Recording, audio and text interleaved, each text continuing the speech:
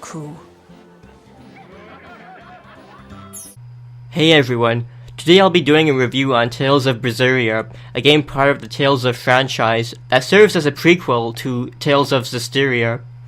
This review will be completely spoiler-free, and I'll primarily make use of cutscenes early on in the game. If I had to say it in one sentence, this game is worth it for the story alone. The story in this title was extremely well done in my opinion. You'll have several antagonists that your team needs to face against, and the backstories of these antagonists are actually well done this time around, unlike the prequel.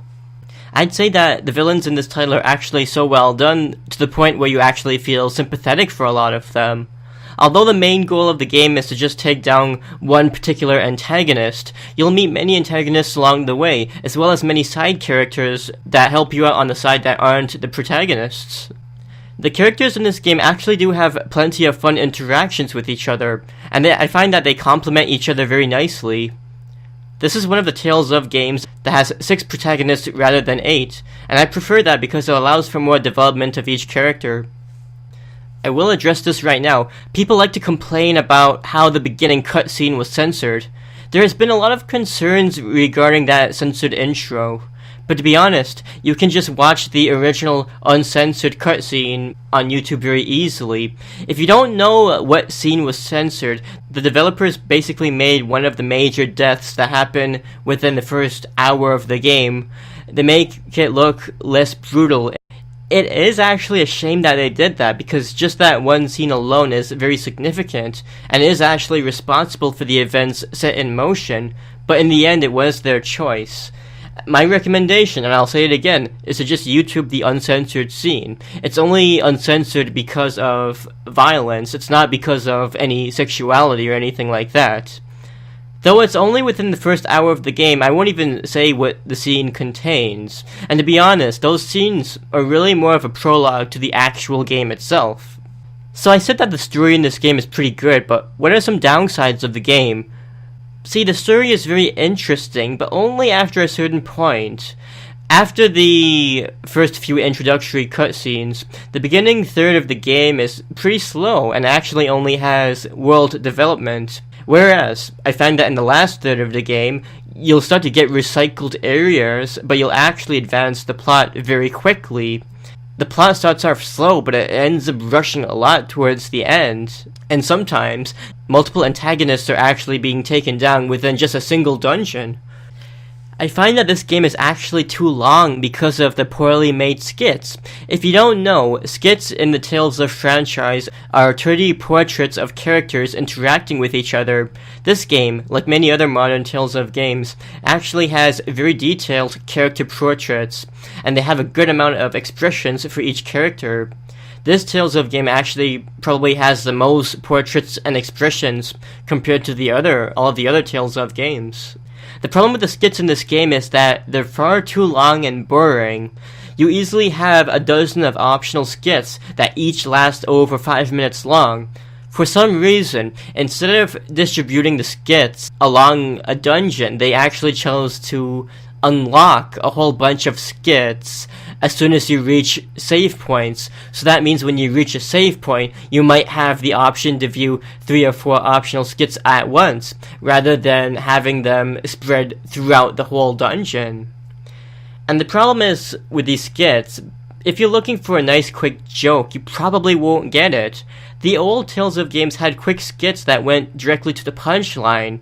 Here, they draw out far too much useless information in the skits, and sometimes they make you want to fall asleep. My hunch was correct. Initially, I had predicted from playing the demo that the skits would be too long, and honestly, the optional skits in this game are, on average, much longer than the optional skits from the older Tales of games. I mean, the art is good, and you actually have very good accompanying music and backgrounds for the skits, but the writing is just too lengthy, and they have too much unnecessary detail before they get to a joke, and yeah, I'd just be falling asleep. So why are the skits so long in this game? I feel that they replace cutscenes with skits to an extent. You don't actually see cutscenes with the characters interacting too much. If they interact, it's probably in a skit. See, in the older Tales of games, the graphics weren't as detailed, and they could make cutscenes with the 3D models with speech bubbles, but in this game you have a lot more forced, mandatory skits compared to the older games. And nowadays, it's probably too expensive to have a lot of detailed cutscenes with 3D models, except when it's absolutely necessary, such as with taking down storyline bosses. So I can kind of see why they did this, but I don't think that it was necessarily a good thing. There are good 3D cutscenes in this game, but most of those are focused near the beginning and the ending of the game, and sometimes when you fight a major antagonist. The 2D animated scenes are actually done extremely well by a professional animation studio.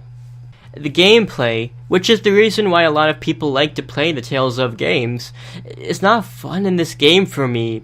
I find that the battle system is just far too convoluted. On normal difficulty and higher, certain moves will be strong or weak against certain enemy types.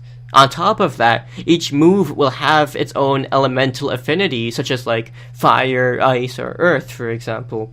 And certain enemies might be weak or strong to that. But when you start combining all of this together, like, the weakness to certain types of creatures and the weakness to the elements, and if they conflict and this and that, it starts to make a pretty big mess quickly. The weapons and armor system is just like Zestiria. It's too complicated when it could have been easily simplified. You can level up all of your equipment, but you'll have to grind for item drops from enemies, or you have to grind from little sparkles that you find within dungeons. You can level up shopkeepers based on how much you've spent at their shops to gain access to new equipment, but it ends up making the game feel more padded out and more grindy than it really had to be. One thing I noticed is that even if you choose to do the optional content, you don't get that many good rewards. Often you'll have to go back to grinding if you want the best kind of equipment or stats. So even if you find all of the hidden treasures in the dungeons and you complete all the side quests and hunts, you barely get anything. In fact, the only thing you really get from the optional content are a few unlockable costumes.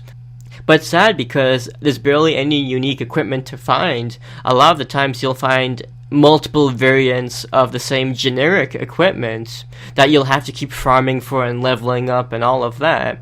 Like, it doesn't sound too complicated, but when you start going through all the menus and looking at all the skills and this and that, it looks like a big mess with so many numbers all over the place.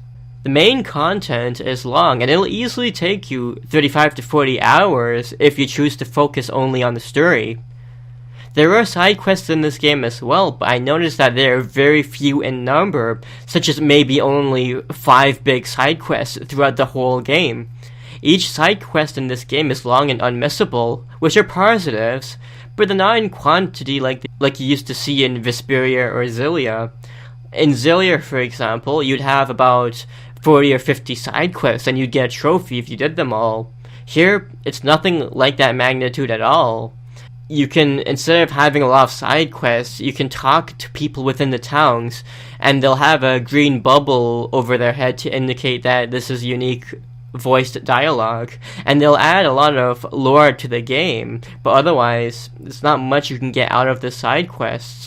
You also have optional hunts, but many of those optional hunts are recycled from the previous game, Zestiria, and it makes me sad because they actually didn't take much effort at all in kind of changing the color scheme of the enemies. It looks like they just ripped them directly from the game, and they just stuck them here to pad the content. Not only are these optional monsters like the same, they have identical names and they're pretty much the same, they have the same moveset. It's actually pretty depressing. Even though Zestiria came out 2 years ago, I can tell that they recycled the hunts, and they didn't even put any effort to kind of hide that fact. There are optional islands that you can fight monsters, but these are kind of like the tomes in the previous game, and if you don't know, the tomes were just like little arenas where you can fight waves of enemies, but again, they just recycle from the enemies that you see in the main game, in the main quest line, and they don't add much length to the game. On another note, though, there are actually many fun mini-games. One that I really liked was a card game.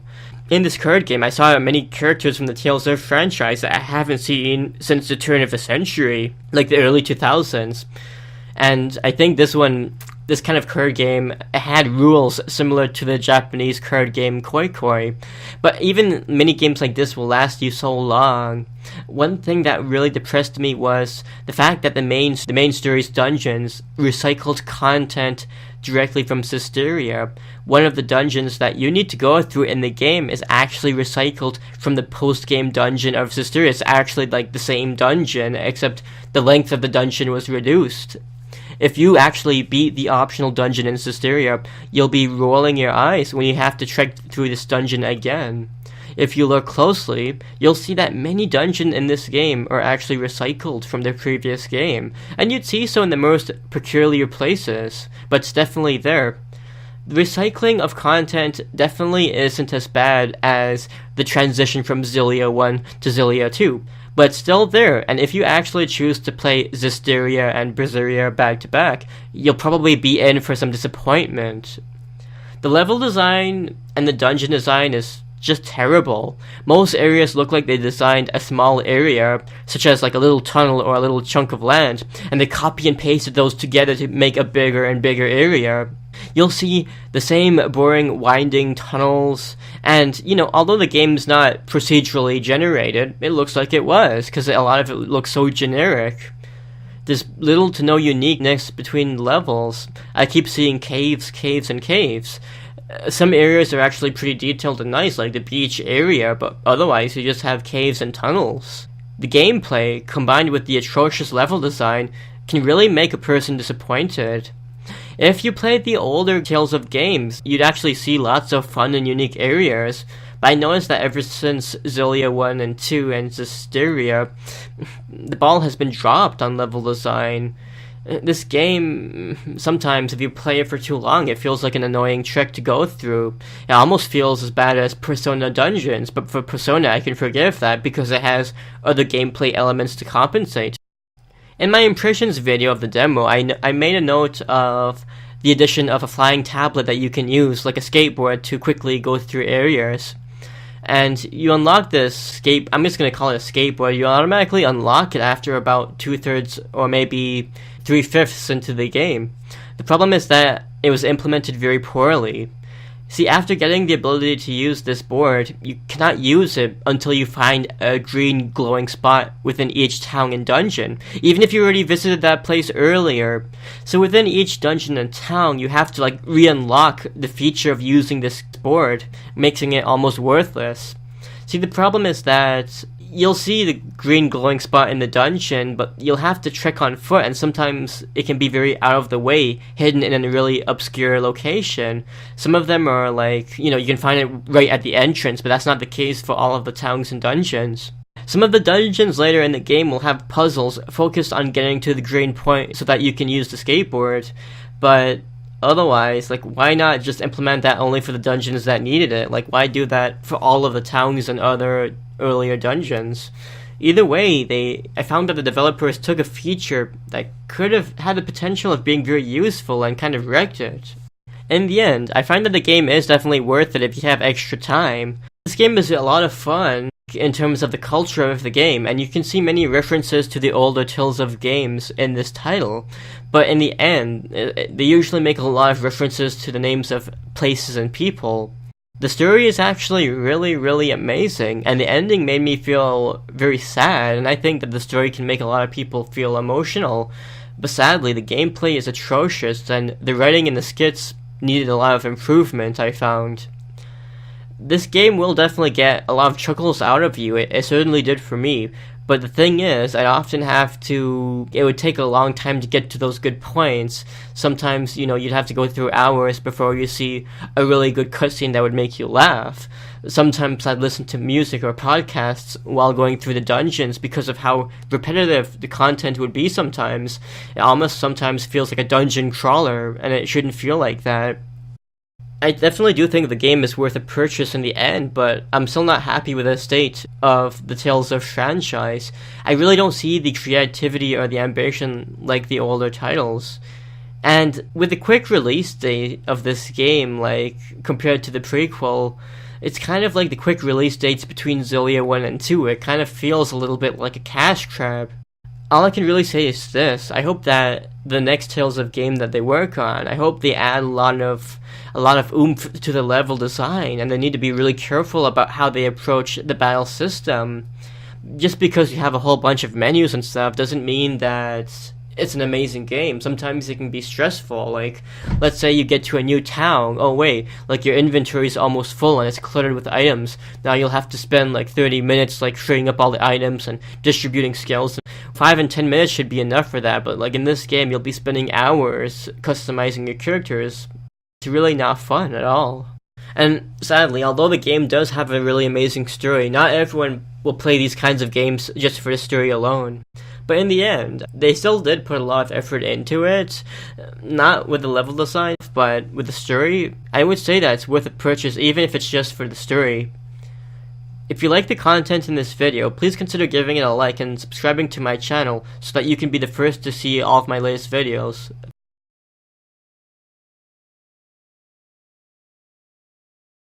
Maggie Lou? No, Ma! Like soggy shoe or doggy do, or call me any of those things and I'll turn you into a froggy stew!